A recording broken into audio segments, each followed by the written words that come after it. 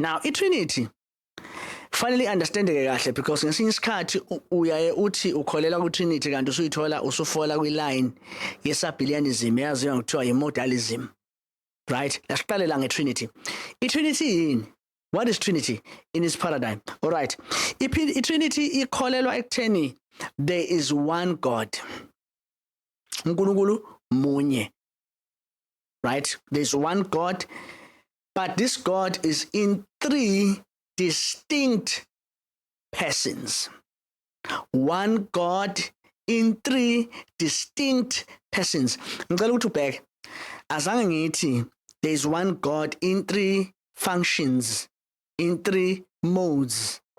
NgesiZulu bayabathi uNkulunkulu munye iziqu ezintathu. Once what iziqu ezintathu akuseyona iTrinity. Sekuyisabhilianism.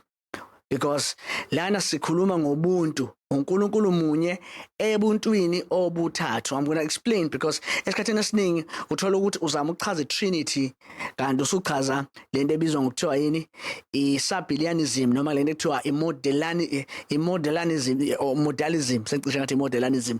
It's modalism, right?